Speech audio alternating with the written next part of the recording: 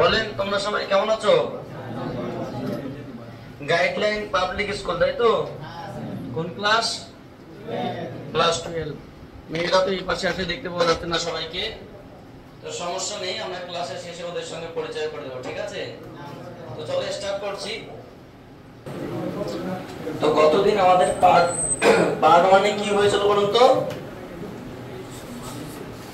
আমরা human I সম্পর্কে বিস্তারিত আলোচনা করেছিলাম, তাই তো? হিউম্যান আই বা মানুষের চোখ। তেল নেই গো, তেল নিয়ে আসতে হতো। সো আমরা আজকে কি জানবো? মেইনলি মানুষের চোখের কত রকমের ত্রুটি আছে সেগুলো সম্পর্কে আজকে বিস্তারিতভাবে জানবো, ঠিক আছে? মানে মানুষের চোখের কত রকমের ত্রুটি আছে, এটাকে বন্ধ করে দাও, সমস্যা নেই, আমার চুলগুলো করিয়ে দিচ্ছে। তো হিউম্যান আই বা মানুষের চোখ, মানুষের চোখে কত রকম ত্রুটি আছে বলতো? 4 রকমের। কত রকম? কি কি? হাইপারমেট্রোপিয়া বা লং সাইট ডিফেক্টস বা দীর্ঘ দৃষ্টিজনিত ত্রুটি, আর মায়োপিয়া বা শর্ট সাইট ডিফেক্ট বা স্বল্প দৃষ্টিজনিত ত্রুটি। আর কি আছে? প্রেসবায়োপিয়া, পিয়া না, প্রেসবায়োপিয়া বা ক্ষীণ দৃষ্টিজনিত ত্রুটি। এবং আরেকটা কি আছে? অ্যাস্টিগমাটিজম বা বিষম দৃষ্টিজনিত ত্রুটি। বোঝা গেল কি বললাম? তো প্রথমত আমরা যেটা জানবো, আজকের আলোচনাটা হবে হিউম্যান আই নিয়ে এবং তার রোগ সম্পর্কিত। হিউম্যান আই, মানুষের চোখ। দেখতে পাওয়া যাচ্ছে স্যার? না, দেখতে পাওয়া যাচ্ছে না। আমাদের চ্যাপ্টারের নাম কি বলতো? Optical instrument. ইনস্ট্রুমেন্ট বা আলোকীয় যন্ত্রাদি, এটা আমাদের কি পার্ট 2। কত নম্বর ভিডিও সিরিজ?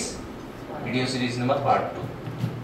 তোমাদেরই আমরা পার্ট 1 করেছিলাম, এটা আমাদের পার্ট 2 ভিডিও সিরিজ আলোচনা হচ্ছে। তো একটু হালকা মনে হয় কেটে গেছে, সমস্যা নেই, ওটাকে আমরা অ্যাডজাস্ট করে দিচ্ছি, সমস্যা নেই। সো অপটিক্যাল ইনস্ট্রুমেন্ট বা আলোকীয় যন্ত্রাদি পার্ট 2। এখানে আমাদের কি আলোচনা হবে বলতো? মানুষের চোখের ত্রুটি। কি বলুন তো স্যার ম্যাডামরা? আজকের আলোচনার বিষয় হচ্ছে কি মানুষের চোখের ত্রুটি বা defects of human I. Defects of human I, মানুষের চোখের ত্রুটি। প্রথমত আমরা নামগুলো একটু আগে লেখার চেষ্টা করি, তারপরে বিস্তারিত আলোচনা করছি। অ্যাকচুয়ালি আমি বলবো যে তোমরা যদি পুরো ভিডিও সিরিজটা ভালো করে দেখো বা শোনো, তো আশা করি মানুষের চোখে যত রকমের ত্রুটি আছে এবং যত রকমের কন্ডিশন হতে পারে সমস্ত ইনফরমেশনগুলো আজকে আমরা আপলোড করব। কিন্তু হ্যাঁ, আজকে আমরা মানুষের চোখের মানে রোগের ট্রিটমেন্ট করব না, আজকে শুধু রোগ নিয়ে আলোচনা করব। কখন হওয়ার উচিত, কখন হবে, কাদের হবে না, কিভাবে হবে, আমাদের নিস্তার পাওয়ার উপায়গুলো কি কি, এবং সেই ট্রিটমেন্টাল ক্যালকুলেশন বা তার ম্যাথামেটিক্যাল ইনফরমেশন, মানে কি পাওয়ার লেন্স পড়তে হবে কিনা বা কি করতে হবে কিনা, সেটা আমরা আগামী লাস্ট ভিডিওতে মানে মানুষের চোখ সম্পর্কিত বিষয়গুলো কমপ্লিট করব। যারা ভিডিও দেখছো তাদেরকে বলছি তোমরা লাইক কমেন্ট শেয়ার করবে এবং তোমরা ভিডিও দেখতে থাকো। তোমরা হাসছো কেন?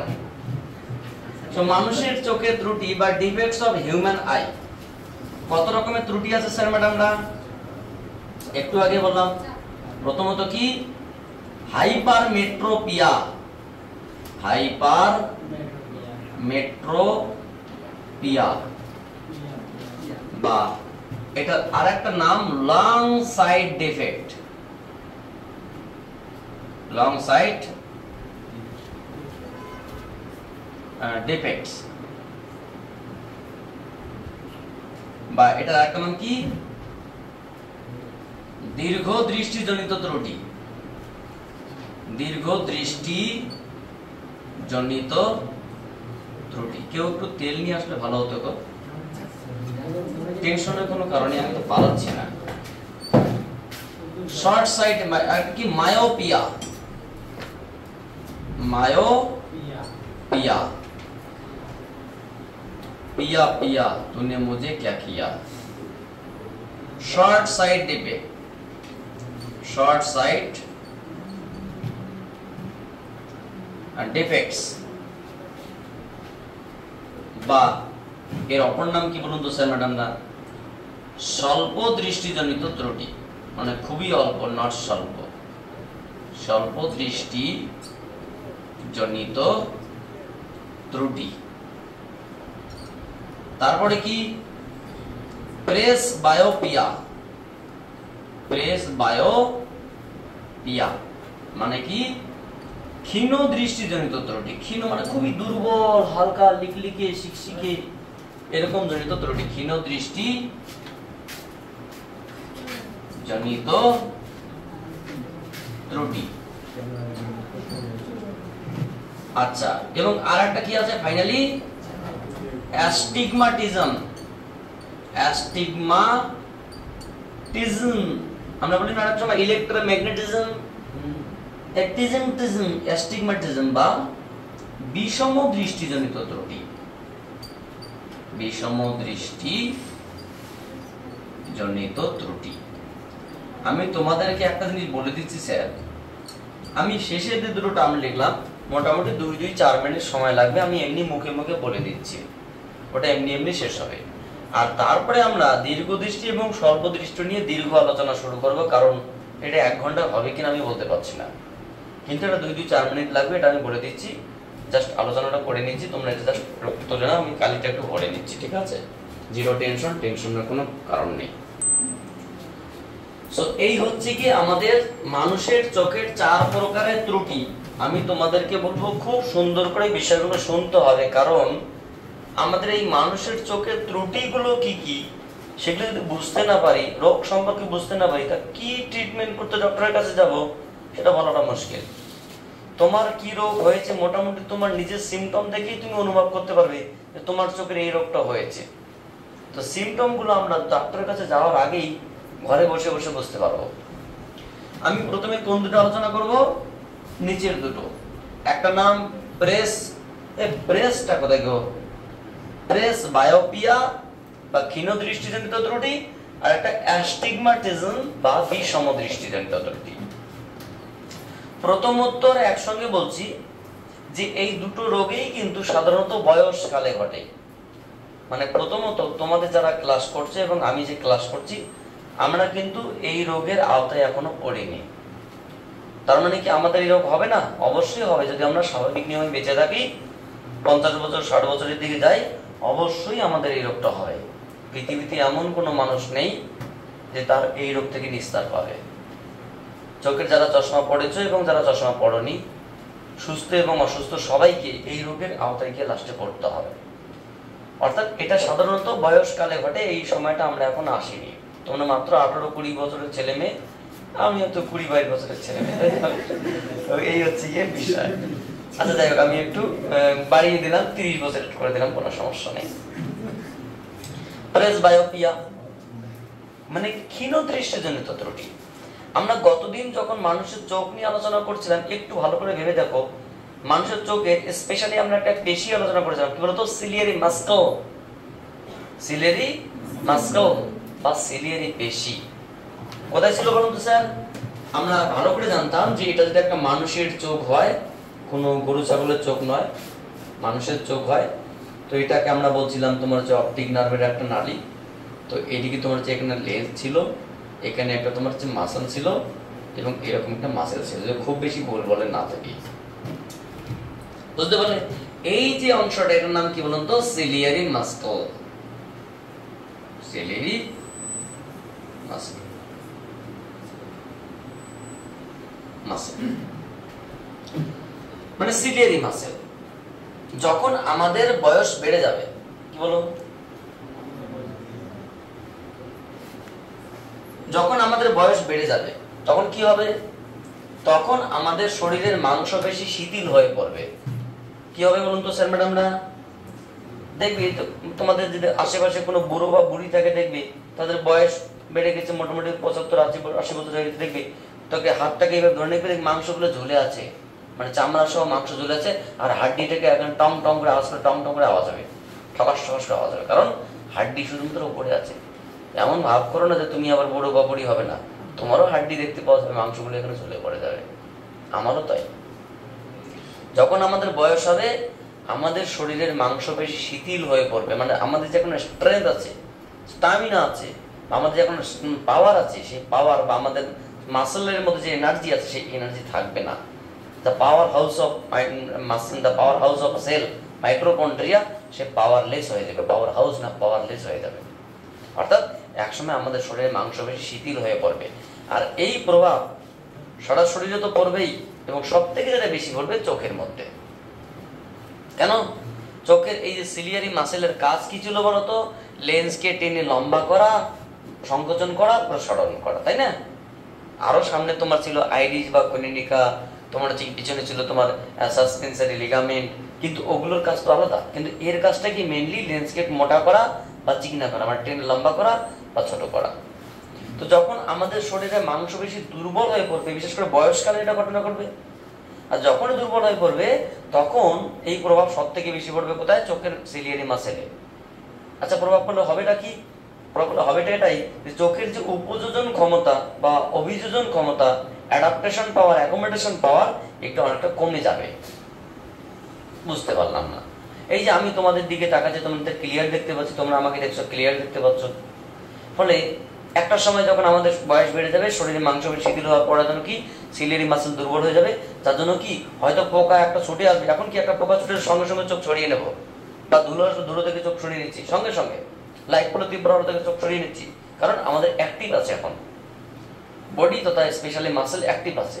কিন্তু যখন বয়স হয়ে যাবে তখন অ্যাক্টিভনেসটা কমে যাবে, আর যার জন্য হয়তো কোনো একটা পোকা এসে চোখের মধ্যে ঢুকবে, ঢুকে গিয়ে চোখের মধ্যে যা আছে খাওয়া দাওয়া করবে, খাওয়া দাওয়া করে বেরিয়ে যাবে, তারপরে তো চোখের পাতা রান্না বন্ধ করবো, কারণ বন্ধ করতে করতে কাজ শেষ, বা খুলতে খুলতে সে ওখানে মরে যাওয়া শেষ।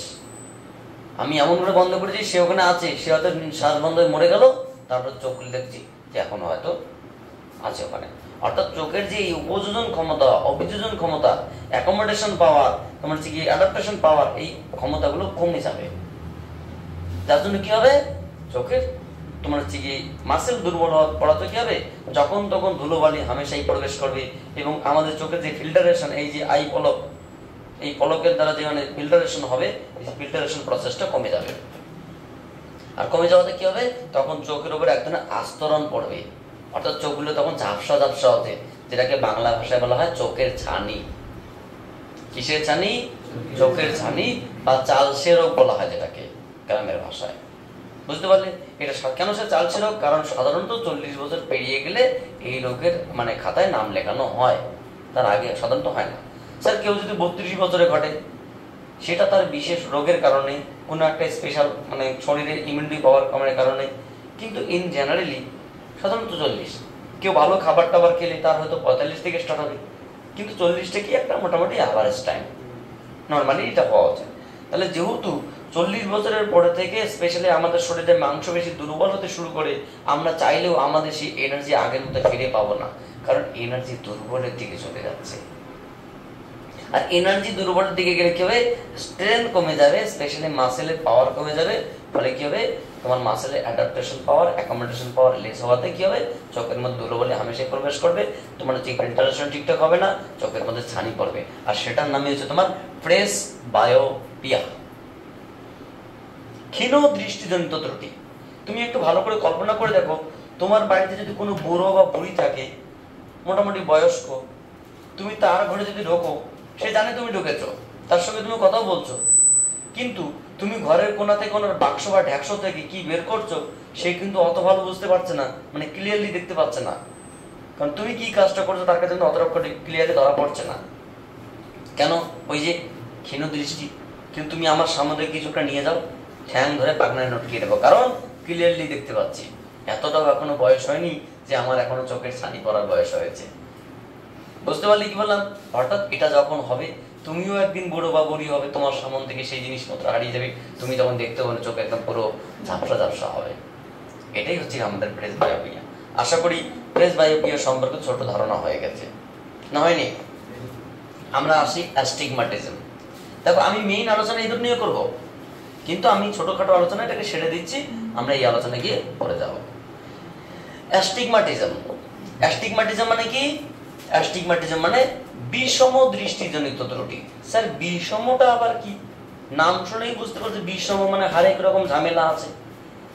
এখন ধরে নাও কেউ চশমা পড়েছে, সে যে কারণেই চশমা পড়ুক, সে স্বল্প দৃষ্টি হোক, যারা চশমা পড়েছে তাকে এইভাবে তোমরা কেউ করো না, কারণ তুমিও একদিন চশমা পড়তে পারো, সে আগে পড়েছে, তুমি হয়তো পরে পড়বে। যারা চশমা পড়েছে সে যে কারণেই পড়ুক, তার মানে একটা চোখের রোগ আছে। এবার তার চোখে ধরো না আর একটা রোগ ধরা পড়লো, তাহলে কটা রোগ হলো? দুটো। মানে এখন সে স্বল্প দৃষ্টির জন্য পড়ছে, কিছুদিন পরে হয়তো দেখো তার হাইপারমেট্রোপিয়া দেখা গেলো, দুটো হয়ে গেল। আরো কিছুদিন পরে চোখে তো ছানি পড়বে, তো কনফার্ম রোগ। একটু চশমা পড়ুক আর না পড়ুক, চোখের ছানি সবারই পড়বে। যে সুস্থ ব্যক্তি আছে অসুস্থ ব্যক্তি সবারই পড়বে, এমন নয় যে চোখের ছানি পড়বে না, কম বেশি সবারই পড়বে, সেটা তো কনফার্ম রোগ। তাই ইতিমধ্যে যার একটা রোগ হয়েছে, আগামীতে একটা হবে, আর একটা তো রেডি আছে, তাহলে এই রোগগুলো যখন একসঙ্গে ধরা পড়বে তার নাম বিষম দৃষ্টিজনিত ত্রুটি। মানে স্বল্প আছে, দীর্ঘ আছে, মাঝখানে মানে তোমরা থেকে এই ছানি আছে, এবং তার সঙ্গে সঙ্গে কি আছে? বিষম। এতক্ষণ আমরা কি অবতলের লেন্স পরে আমাদের কাজ চলছিল, এবার অবতলের মধ্যে উত্তল ঢুকিয়ে দিলাম, বাইফোকাল লেন্স, মানে যখন পাশে দেখলাম তখন এইভাবে দেখছি, আর দূরে যাচ্ছি এইভাবে দেখছি, কোথা থেকে আসছে, মানে লেন্সের উপরটা উত্তল, পাশেরটা অবতল। আর যখন বয়স বেড়ে গেল, ছানি পড়ে গেছে, তখন চশমা তো আছেই, উত্তল অবতল তো আছেই, আবার নিলাম একটা আদর্শ কাজ, বইয়ের মধ্যে ফেললাম, লেখা বড় বড় করে দেখছি, তখনও কাজ করছে না। মানে চোখে তো হচ্ছে না, এবার লেখাতেই বড় হয়ে যায়। এই যে এত রকম রোগ যখন একসঙ্গে মানুষের চোখে ধরা পড়বে তার নাম স্যার অ্যাস্টিগমাটিজম। অ্যাস্টিগমাটিজমটাও আজকের ঘটনার বিষয় না, এটা কিন্তু বয়সকালে ঘটবে। যার জন্য শুরুতেই আমি বলেছিলাম যে এই দুটি রোগ সাধারণত বয়সকালে ব্যক্তিদের জন্য। বোঝা গেল? তাহলে আমাদের আলোচনার বিষয় কি? Hypermetropia and myopia. চলো তোমরা খাতার মধ্যে পার্থক্যের আকারে লিখে নাও, কারণ আমাদের এটা নিয়ে বিস্তারিত আলোচনা হবে, 1 ঘন্টায় কিছু হবে না স্যার। বুঝতে পারলে কি বললাম? চলো স্টার্ট করছি, টেনশনের কোনো কারণ নেই, just wait and see after next time I can decide what can I do. তাহলে আমাদের কি আলোচনা হবে বলতো? দুটো বিষয়। কি কি বলুন তো? একটা নাম হাইপারমেট্রোপিয়া,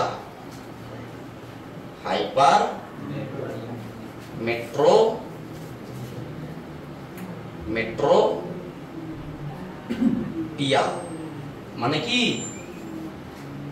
লং সাইড ডিফেক্ট বা দীর্ঘ দৃষ্টিজনিত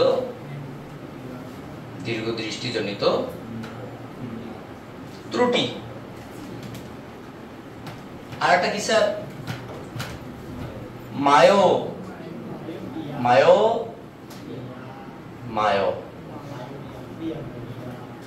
স্বল্প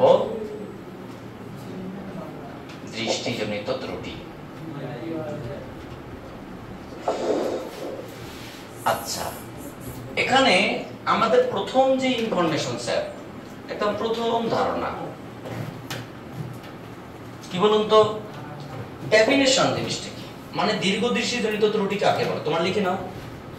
যে সমস্ত ব্যক্তি দূরের বস্তু দেখতে পায় কিন্তু কাছের বস্তু দেখতে পায় না, যে সমস্ত ব্যক্তি দূরের বস্তু দেখতে পায় কিন্তু কাছের বস্তু দেখতে পায় না, তাকে দীর্ঘদৃষ্টিজনিত ত্রুটি বলে।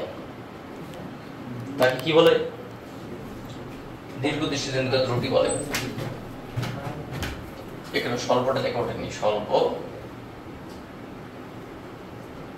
দৃষ্টিজনিত ত্রুটি লিখেছেন। এখানে কি আসলো? যে সমস্ত ব্যক্তি, অনেকগুলো পার্থক্য আছে, যে সমস্ত ব্যক্তি দূরের বস্তু দেখতে পায় কিন্তু কাছের বস্তু দেখতে পায় না, কিন্তু কাছের বস্তু দেখতে পায় না, তাদের কি বলা হয়? তাদের দীর্ঘ দৃষ্টি জনিত ত্রুটি বলে। অ্যাকচুয়ালি সংজ্ঞার সঙ্গে আমাদের সিগনিফিকেন্সের আকাশ জমিন পার্থক্য আছে। তার মানে তোমাদের এই সংজ্ঞা থেকে বলতে যারা দূরের বস্তু দেখতে পায়, পাশে আমাদের যারা তোমার বসে তাদেরকে দেখতে পায় না, এরকম গল্প নয়, গল্পটা একটু আলাদা আছে। ঠিক আছে, আমরা আগে লিখছি, আর একটা পয়েন্ট লিখি আগে। যে সমস্ত ব্যক্তি কাছের বস্তু দেখতে পায়, যে সমস্ত ব্যক্তি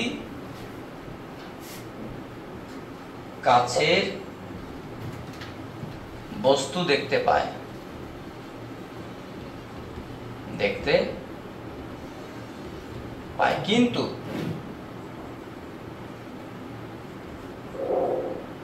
দূরের বস্তু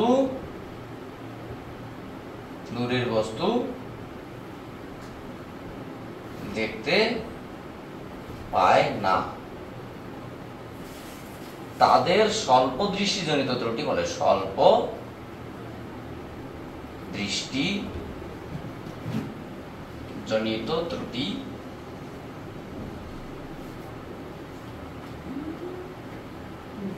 বলে। বুঝতে পারলে? তারপরে আমরা কি লিখতে পারি? তাহলে যেটা দাঁড়ালো হাইপারমেট্রোপি এবং মায়োপিয়া।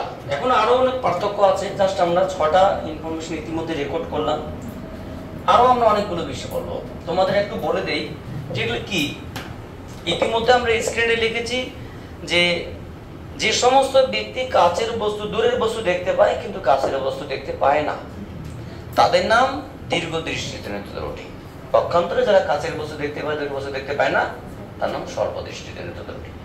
এটার মিনিংটা বুঝতে গেলে তোমাকে আগে দেখো স্টার দিয়ে একটা কমন পার্থক্য আছে, সাদৃশ্য করা যেতে পারে, যেটা তোমাকে আগে ইমার্জেন্সি ভাবে জানতে হবে। মানুষের চোখের স্পষ্ট দর্শনের ন্যূনতম দূরত্ব 25 সেন্টিমিটার, এটা আমরা জানি according to biological survey. The least distance for distinction of the human eye is 25 centimetre. মানুষের চোখের স্পষ্ট দর্শনের ন্যূনতম দূরত্ব 25 সেন্টিমিটার। এটা মানে কি স্যার? মানে ধরো না তোমার কাছে একটা খাতা আছে, ধরো আমাকে একটা খাতা দিয়ে দাও, আমি তোমাকে খাতাটা বলছি, এই যে খাতায় লেখা আছে, এই যে লেখাগুলো, এই যে লিখেছে পার্থক্য সুন্দর করে, তো এই যে লেখাগুলো আমি ধরো না একদম চোখের মধ্যে চিপকে দিলাম, বা তুমি চোখের মধ্যে চিপকে দিলে, তুমি আর কিছুক্ষণ দেখতে পাবে না। চোখটা একটু সরিয়েও যদি নাও তুমি কিন্তু লেখাগুলো দেখতে পাবে না। আর একটু সরিয়ে নাও, পাবে না, আচ্ছা। আর একটু সরিয়ে নাও, দেখতে পাওয়া গেল, আচ্ছা আচ্ছা লাগছে।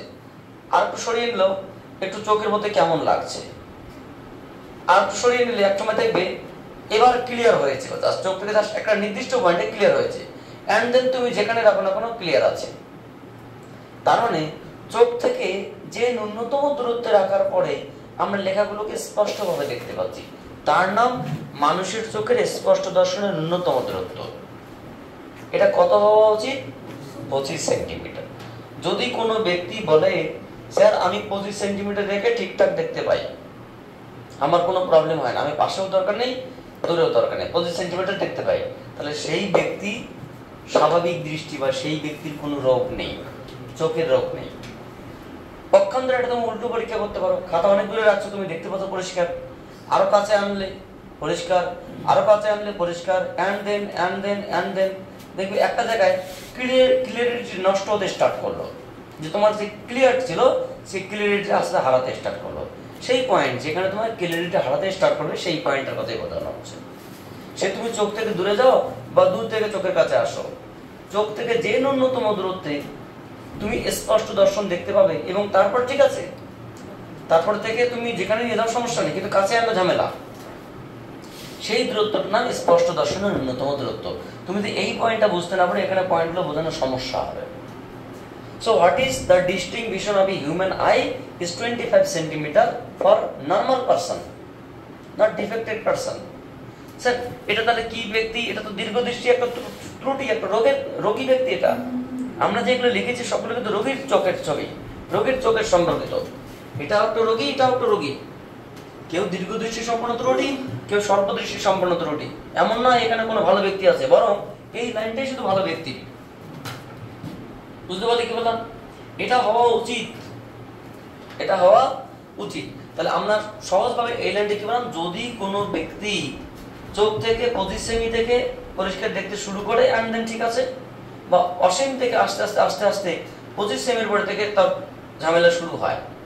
মানে 25 সেমি থেকে অসীম পর্যন্ত কোনো সমস্যা নেই, 25 সেমিতেও দেখতে পায়, 30 সেমিতেও দেখতে পায়, অসীমও দেখতে পায়, নো প্রবলেম।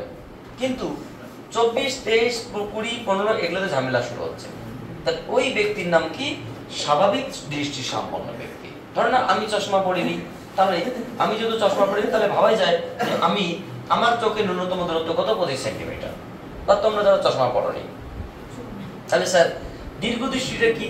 দেখো দীর্ঘদৃষ্টির সংজ্ঞা লেখা আছে যে সমস্ত ব্যক্তি দূরের বস্তু দেখতে পায় কিন্তু কাছের বস্তু দেখতে পায় না। এই দূরের বস্তু মানে এই মিনিং নয়। দূরের বস্তু বলতে এরকম কোন একজন ব্যক্তিকে খাতা দেওয়া হলো, সে খাতা নিয়ে বলতে স্যার আমি মোটামুটি ওই 30 সেন্টিমিটার থেকে সব জায়গায় দেখতে পাই, মানে 30, 31, 32, 35, 50, অসীম ঠিক আছে, কিন্তু আমার সমস্যা 29 থেকে চালু হয়ে যায়।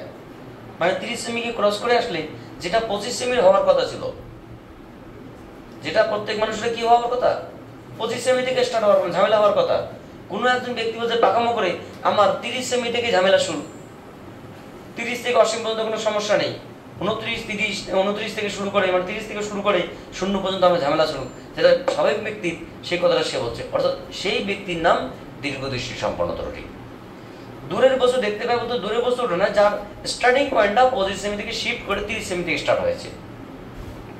স্যার তার মানে আপনি বলতে চাইছেন যে স্টার্টিং পয়েন্টটা 30 সেমি থেকে হলেই হবে না, 26 সেমি থেকে বলতে হতে পারে, 35 থেকে হতে পারে। স্টার্টিং পয়েন্টটা যা শিফট করে 25-এর বাইরে কোনো একটা বিন্দু থেকে শুরু করছে, যেটা 0 থেকে 25 পর্যন্ত ঝামেলার জায়গা, 25 থেকে অসীম পর্যন্ত ঠিকঠাক জায়গা, কিন্তু কোনো একজন ব্যক্তি বলছে আমার 0 থেকে 30 পর্যন্ত ঝামেলার জায়গা আর 30 থেকে অসীম পর্যন্ত ঠিকঠাক, ওই ব্যক্তির নাম কি?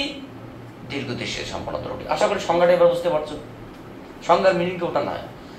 পক্ষান্তরে স্বল্পদৃষ্টি সম্পন্ন ত্রুটি লেখা আছে যে সমস্ত ব্যক্তি কাছের বস্তু দেখতে পায় দূরের বস্তু দেখতে পায় না। তাহলে এখানকার বক্তব্য হিসেবে কি? এখানকার দেখতে পায়, দূরে কাউকে দেখতে পায় না, এটা নয়।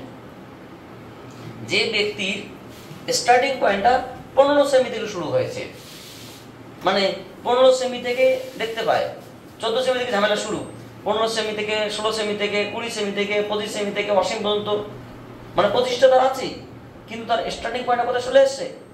স্টার্টিং পয়েন্টটা মানে ঠিকঠাক দেখতে পায় 15 সেমি থেকেই, সেখানে অসীম পর্যন্ত ঠিকঠাক আছে। অর্থাৎ এই ব্যক্তির নাম স্বল্পদৃষ্টি সম্পন্ন ত্রুটি।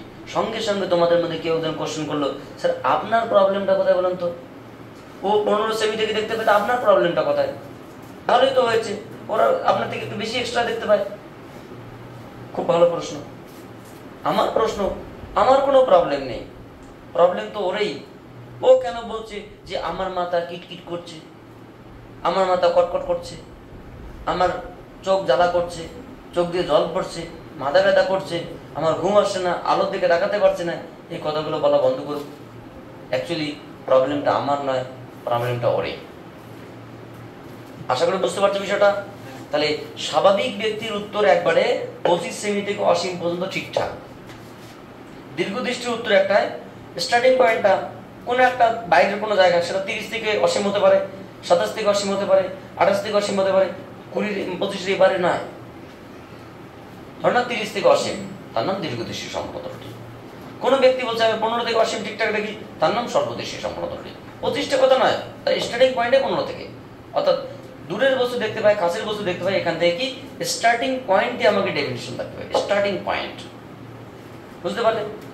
আরো কিছু লক্ষণ আছে, এটা কি প্রথমে আমরা নিজে নিজে পরীক্ষা করে ভাবতে পারবো? স্কেল দিয়ে মোটামুটি চোখ থেকে একটা স্কেল দূরত্ব 25 সেমি নিলাম, তারপর চেক করে দেখলাম আমার মোটামুটি কোন দিকে রেঞ্জে যাচ্ছে। দ্বিতীয় পয়েন্ট কি আসলো? দ্বিতীয় পয়েন্ট, এই ত্রুটিতে অক্ষিগোলকের আকার ছোট হয়ে যায়। অক্ষিগোলকের আকার কি? ছোট হয়ে যায়। মানে দীর্ঘদৃষ্টি সম্পন্ন ত্রুটি যার হয়, তার চক্ষুগোলকের আকার হঠাৎ করে ছোট হয়ে যায়, অক্ষিগোলকের আকার বড় হয়ে যায়। স্যার আপনার চোখ তো ছোট, তাহলে আপনার চোখ কি দীর্ঘদৃষ্টি? দেখো এটা কোনো উত্তর নয়। কারো চোখ বড়, কারো চোখ ছোট, এটা কোনো দীর্ঘদৃষ্টি বা মানে স্বল্পদৃষ্টির লক্ষণ নয়। দীর্ঘদৃষ্টি স্বল্পদৃষ্টির লক্ষণ এটাই যে আমার হঠাৎ করে চোখের প্রবলেম শুরু হলো, তাহলে আমি নিশ্চয়ই ডক্টরের কাছে যাবো কনসাল্ট করতে। যখন ডক্টরের কাছে গেলাম, তিনি ডক্টরকে চোখে রিপোর্ট করলেন এবং রিপোর্ট করার পরে তার একটা রিপোর্ট কার্ড তৈরি হয়ে গেলো। সেখানে ধর লেখা আছে অক্ষিগুলোর সাইজ, সেখানে লেখা আছে চোখের প্রবলেম বাড়তি আছে, ঝামেলা বাড়তি আছে। ডক্টরের কাছে 2 মাস পরে আবার গেলাম, সে আবার রিপোর্ট করলো। রিপোর্ট করে দেখলো হঠাৎ করে চোখের গোলকটা কি আকারটা ছোট হয়ে গেছে।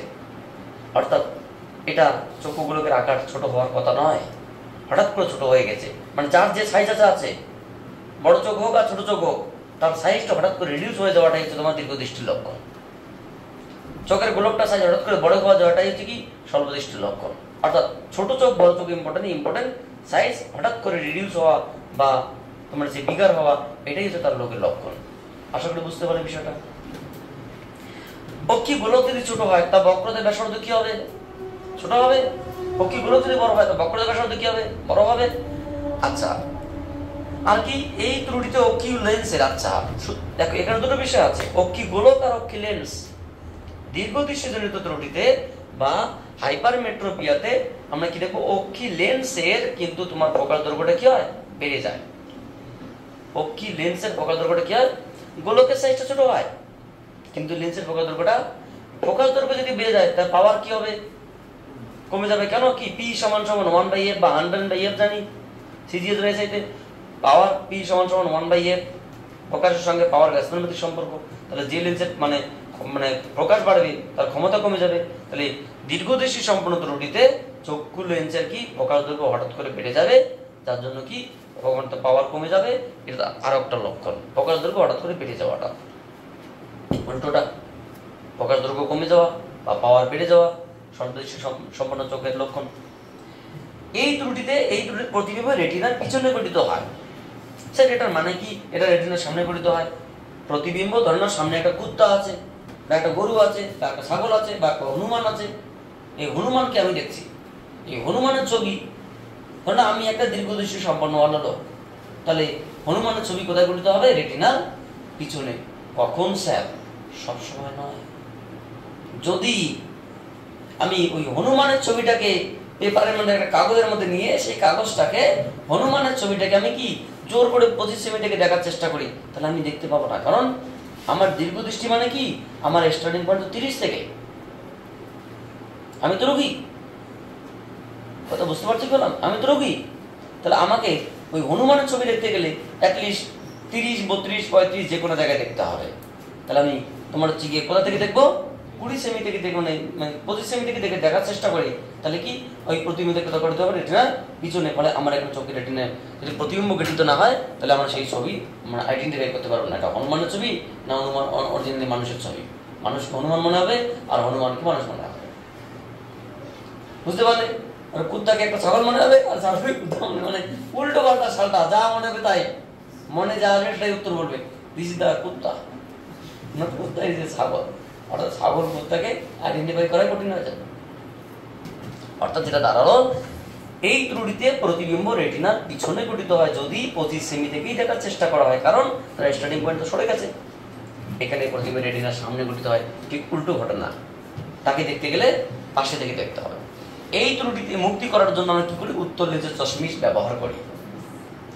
যদি আমরা দীর্ঘদৃষ্টি সম্পন্ন ত্রুটি মুক্তি পরিকরণ করা যায়, তাহলে কি দীর্ঘদৃষ্টি সম্পন্ন মুক্তি করার জন্য উত্তর লেন্সের চশমা এবং এটাকে অবতল লেন্সের চশমা। এখানেই শেষ নয়, আর অনেক ইনফরমেশন আছে, আমি বিষয়গুলো তোমাদের বলছি। দীর্ঘদৃষ্টি কাদের লক্ষ্য করা যায় স্যার? সাধারণত বয়স্ক ব্যক্তিদের। তার মানে স্যার আমাদের কি আর এখন হবে না? না, বয়স্ক ব্যক্তিদের বললে ভুল হবে। তোমাদের শুরু হওয়ার মুহূর্তে রয়েছে, আমারও শুরু হওয়ার মুহূর্তে, আমার মানে টাইম চলছে এখন, and now time, my time start. দীর্ঘদৃষ্টি কখন হয়? শরীরের বৃদ্ধি বন্ধ হওয়ার পরে। তোমরা বায়োলজিক্যাল সায়েন্সে পড়েছিল বৃদ্ধি এবং বিকাশ, গ্রোথ অ্যান্ড ডেভেলপমেন্ট। আমার থেকে তোমরা অনেক ভালো জানো, কারণ আমি গ্রোথ ডেভেলপমেন্ট বুঝি না। আমি শুধু এটাই বুঝি, গ্রোথ একটা নির্দিষ্ট টাইম পিরিয়ডে ঘটে, আর ডেভেলপমেন্ট লাইফ টাইম যে কোনো মুহূর্তে করতে পারে। বৃদ্ধি এবং বিকাশ, বৃদ্ধি একটা নির্দিষ্ট সময় বন্ধ হয়ে যায়, আর বিকাশ মরার আগের মুহূর্তে যোগ দিয়ে আমরা বিকাশ করতে পারি, অনেক কিছু করতে পারি। চোখের বিকাশ মরার আগের মুহূর্ত ঘটতে পারে, অনেক কিছু সম্ভাবনা থাকে। চোখের বৃদ্ধিও আছে, বিকাশ আছে। বিকাশের কোনো টাইম পিরিয়ড নেই, বৃদ্ধির টাইম পিরিয়ড আছে। আমাদের শরীর কি ছোটবেলা থেকে যখন আমরা বড় হয়েছিলাম, 2 বছর, 1 বছর, 10 বছর, 5 বছর, 15 বছর, 16 বছর, তোমরা মোটামুটি এখন 18 বছর আছো, তোমাদের বৃদ্ধি মোটামুটি বন্ধ হয়ে গেছে বা বন্ধ হওয়ার মুহূর্তে। বৃদ্ধি মোটামুটি 14 বছর 15 বছর পর্যন্ত চলে। হ্যাঁ, শরীরের বৃদ্ধি তোমাদের মোটামুটি বন্ধ হয়ে গেছে। তুমি যদি এখন কামার কুমোর চতুর্থ দোকানে যাও বা তুমি কমপ্লেন বেশি প্ল্যান তুমি যাও তো ওরকম কোম্পানি এসে খেয়ে ফেলো, আর তোমার লম্বা হওয়ার সম্ভাবনা 0%ও নেই। 1% দূরে কথা 0% নেই। মানে যে যা হাইট আছো, this is the last height, কারণ তোমার শরীরের বৃদ্ধি এখন স্টপ মুহূর্তে আছে। হ্যাঁ স্যার, তাহলে আমাদের কি ঘটবে? হ্যাঁ, বিকাশ ঘটবে, বিকাশ ঘটবে, বৃদ্ধি নয়। বিকাশ তো আজীবন কালে ঘটতে পারে, কালকে ঘটবে, পরশু দিন ঘটবে, মরার আগের দিনও ঘটবে। আবার বিকাশ কমে যাবে, বিকাশ ঘটবে, কিন্তু বৃদ্ধি নয়। হার আর লম্বা হবে না। হার খাটো হতে পারে, কিন্তু হার লম্বা হবে না, খাটো নয়। অর্থাৎ শরীরের বৃদ্ধি বন্ধ হয়ে যাওয়ার পরে। স্যার, আপনি কি বলতে চাইছেন? দীর্ঘদৃষ্টি সম্পন্ন ত্রুটি তাদের লক্ষ্য করা যায় যাদের শরীরের বৃদ্ধি বন্ধ হয়ে যায়। তার মানে তোমাদের মোটামুটি দীর্ঘদৃষ্টির লক্ষণ শুরু হতে আছে, স্টার্ট করছে। স্যার, কতক্ষণ পর্যন্ত চলবে? মৃত্যুর আগের দিন পর্যন্ত দীর্ঘদৃষ্টি হতে পারে। দীর্ঘদৃষ্টি টাইম পিরিয়ড শরীরের বৃদ্ধি বন্ধ হওয়া থেকে শুরু করে মৃত্যুর আগে পর্যন্ত যে কোনো মুহূর্তে দীর্ঘদৃষ্টি সম্পন্ন রোগ ধরা পড়তে পারে। আর ন্যাচারালি কোনো একটা রোগের কারণে সেটা আলাদা বিষয়। নর্মালি আমরা বলতেই পারি যে শরীরের বৃদ্ধি বন্ধ থেকে শুরু করে মৃত্যুর আগে পর্যন্ত যে কোনো মুহূর্তে। স্যার, তাহলে স্বল্প দৃষ্টিটা কখন ঘটে? আমি তো বলবো ফার্টিলাইজেশন প্রসেস থেকে স্টার্ট করো। বায়োলজিক্যাল যে সায়েন্স আছে, হিউম্যান রিপ্রোডাকশন, ফার্টিলাইজেশন প্রসেস, ওখান থেকে ভ্রূণ থেকে, মানে ফার্টিলাইজেশন থেকে শুরু করে শরীরের বৃদ্ধি বন্ধ হওয়ার আগে পর্যন্ত যে কোনো মুহূর্তে স্বল্পদৃষ্টি লক্ষ্য করা যেতে পারে। দেখে 1 বছরের বাচ্চাও চশমা পড়ছে, আবার 10 বছরের সময় কেউ পড়ছে, তোমরা কেউ পড়েছো। আবার মোটামুটি তোমাদের এখন পড়ার মোটামুটি বন্ধ হওয়ার মুহূর্তে। মানে একটা জিনিস তোমাদের ভালো কি, যারা চশমা পড়নি স্বল্প দৃষ্টির কারণে, তোমাদের হয়তো আর চশমা পড়তে হবে না স্বল্প দৃষ্টির কারণে। বলিনি এটা কারণে, এটা এখন সবার আসলো সবাই মাত্র। অর্থাৎ আমরা একটা রোগ থেকে, আমি একটা রোগ থেকে মুক্তি পেয়েছি, তোমরা একটা রোগ থেকে মুক্তি পাওয়ার মুহূর্তে আছো আর কি। কারণ জন্ম থেকে শুরু করে, বিশেষ করে ভ্রূণ থেকে স্টার্ট করে তোমার শরীরের বৃদ্ধি বন্ধ হওয়ার আগে পর্যন্ত যে কোনো মুহূর্তে স্বল্প দৃষ্টি সম্পন্ন ত্রুটি লক্ষ্য করা যেতে পারে। এবার একটা বিষয়, ধরে না কোনো একজন ছেলে বা মেয়ে 5 বছরে চশমা পড়তে স্টার্ট করেছে, কোনো একটা কারণে, তার মানে স্বল্প দৃষ্টি, অবতল লেন্সে চশমা পড়ছে। এবার সেই 5 বছরের চশমা পড়ার পরে 6 বছরের সময় সে আবার চশমার পাওয়ার আপডেট করলো, 7-8 বছরে আবার একবার আপডেট করলো, 2 বছর পরে আবার আপডেট করলো। এবার ওর খুব টেনশন, জীবনে যদি চশমা আপডেট করতেই থাকি, পাওয়ার যদি আপডেট হতেই থাকে, লাস্টের চোখটাই বেটে যাবে। না স্যার, তোমাদের একটা ভালো দিক আছে। যারা চশমা ইতিমধ্যে পড়েছো তাদের একটা পজিটিভ দিক কি, যে তোমাদের শরীরের বৃদ্ধি যেহেতু এখন বন্ধের মুহূর্তে, তোমাকে চশমার পাওয়ার আর চেঞ্জ করতে হবে না। কারণ তোমার শরীরের বৃদ্ধি বন্ধ হয়ে গেলে অক্ষিগুলোকে বৃদ্ধি বন্ধ হয়ে যাবে, বা বন্ধ হয়ে গেলে কি পাওয়ারটা অন্তত ফিক্সড হবে, কিন্তু তুমি চশমা ছাড়তে পারবে না। চশমা তোমাকে নির্দিষ্ট পাওয়ারে চশমা পড়তে হবে। তুমি এবার কি রং বেরঙের আরেক ডজনের চশমা কিনে রাখতে পারো, কারণ তোমাকে চশমা না ছাড়তে হলেও পাওয়ার চেঞ্জ করতে হবে না। এটা একটা অ্যাডভান্টেজ, মাঝে মাঝে চেঞ্জ করতে হয়েছিল, সেটা চেঞ্জ করতে হবে না। বুঝতে পারলে কি বললাম? সো দীর্ঘ দৃষ্টি আর স্বল্প দৃষ্টি, এটা সাধারণত বয়সকালী ব্যক্তিদের ঘটে। এটা তোমরা বৃদ্ধি বন্ধ হওয়ার আগে পর্যন্ত ঘটে। আরো অনেক পয়েন্ট আছে। দীর্ঘ দৃষ্টিতে কি ঘটে? দীর্ঘ দৃষ্টিতে আমরা তো বললাম মুখগুলোকে সাইজ বড় হয়, তোমার হচ্ছে গিয়ে প্রতিবিম্ব রেটিনার পিছনে গঠিত হয়, তারপরে তোমার হচ্ছে গিয়ে লেন্সের ফোকাস দৈর্ঘ্য তোমার হচ্ছে বেড়ে যায়, ক্ষমতা তোমার কমে যায়, তোমার হচ্ছে কি হয়, প্রতিবিম্ব রেটিনার পিছনে গঠিত হয়। আমরা উত্তর লেন্সের চশমা ব্যবহার করি। এবার কোনো একজন ব্যক্তি ধরে নাও এখন চশমা পড়েছে, কি কারণে পড়েছে? স্বল্প দৃষ্টির কারণে পড়েছে। 5 বছরের চশমা পড়েছে, তার 18 বছরে এসে চশমার পাওয়ার ফিক্সড হয়ে গেছে। আবার 25 বছরে গিয়ে তার দীর্ঘ দৃষ্টির ধরা পড়লো। তাহলে ওই পাওয়ার তো আছেই, আরেক পাওয়ারের উত্তর লেন্স তার সঙ্গে অ্যাড করাতে হবে। মানে বাইফোকাল লেন্স, বুঝতে পারলে? মানে ওই পাওয়ার তো আছেই, এবার তার জন্য কি এক্সট্রা পাওয়ার আসলো। তার পাশাপাশি কি হলো, আরো যখন তার বয়স বেড়ে গেল, দেখা গেলো চোখে ছানি পড়ে গেল, ব্যাস বিষম। প্রথমে যেটা আমরা বলছিলাম, তো এই হচ্ছে গিয়ে মানুষের চোখ সম্পর্কিত ত্রুটির আরো অনেক বিষয় আছে। আমরা আগামী দিনের ক্লাসেও আমি শুধু এটুকু বলছি, আমরা পার্থক্য শেষ করি না স্যার, পার্থক্য শুরু করেছি। পার্থক্য না, তুলনামূলক আলোচনা। আগামী দিনের ক্লাসে ফুল ডেসক্রিপশনে আমাদের পার্ট 3-তে, ভিডিও পার্ট 3-তে এই হাইপারমেট্রোপি এবং মায়োপিয়ার আমরা 3টে জিনিস করবো আলোচনা আগামী দিন, জাস্ট 3টে জিনিস। কি? নাম্বার 1, একটা সুস্থ মানুষের চোখের ছবি আমরা আঁকবো। নাম্বার 2, একজন দীর্ঘদৃষ্টিওয়ালা চোখের ছবি, একজন স্বল্প দৃষ্টিওয়ালা চোখের ছবি। নাম্বার 3, দীর্ঘদৃষ্টির ট্রিটমেন্ট, স্বল্প দৃষ্টির ট্রিটমেন্ট। স্যার সুস্থ মানুষ এখানে কি দোষ করলো? আমি একজন ডক্টরের কাছে গিয়ে বলছি আমার হাতের এই জায়গাটা ভেঙে গেছে, তার হাতের সুস্থ হাত সম্পর্কে কোনো জ্ঞান নেই, সে তো ঠিক করতে গেলে আগে ভেঙে দেবে। তাহলে আমাদের সুস্থ চোখ সম্পর্কে ধারণা না থাকলে রোগীওয়ালা চোখ কোনটা কি করে বুঝবো? আর রোগী চোখ যদি আমি চিনতে না পারি, আর ট্রিটমেন্ট করবো কি করে? তাহলে আমাদের 3টে স্টেপ থাকবে। নাম্বার 1 স্টেপ থাকবে সুস্থ ব্যক্তির চোখের ছবি কেমন হয়, যেটা ইতিমধ্যে আমরা এঁকেছি এবং আগামী দিন স্পেশালি আলোচনা হবে। নাম্বার 2, দীর্ঘদৃষ্টিওয়ালা চোখের ছবি, মানে এটা একটা রোগ, এই রোগের চোখের ছবি কিরকম, এই চোখ রোগ থেকে নিস্তার পাওয়ার জন্য আমরা কিরকম করবো, এই নিস্তার পাওয়ার জন্য কিরকম লেন্স ব্যবহার করবো, এবং তার গাণিতিক ক্যালকুলেশন, এবং তার উপর কিছু ম্যাথামেটিক্স আছে, সেই ম্যাথামেটিক্সগুলো আমি সলভ করবো। আমরা এই বলে আমাদের ক্ষুদ্র বক্তব্য আনুষ্ঠানিকভাবে আমরা আজকে শেষ করছি। আগামী পর্বে তোমাদের সঙ্গে আবার দেখা হবে, তবে তোমাদের সঙ্গে হালকা করে পরিচয় করে দিচ্ছি। তোমরা যদি কিছু বলার থাকে বলতে পারো, ঠিক আছে? কি তোমরা কি সবাই ভালো আছো? Very good. Guideline public school mission, তাই তো? বলো তোমরা কি বুঝতে পারছো ক্লাস?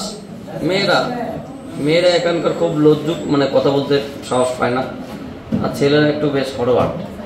তো স্যার বলেন আপনাদের কি সমস্যা, বলেন। অনেক কি সমস্যা? সো ঠিক আছে।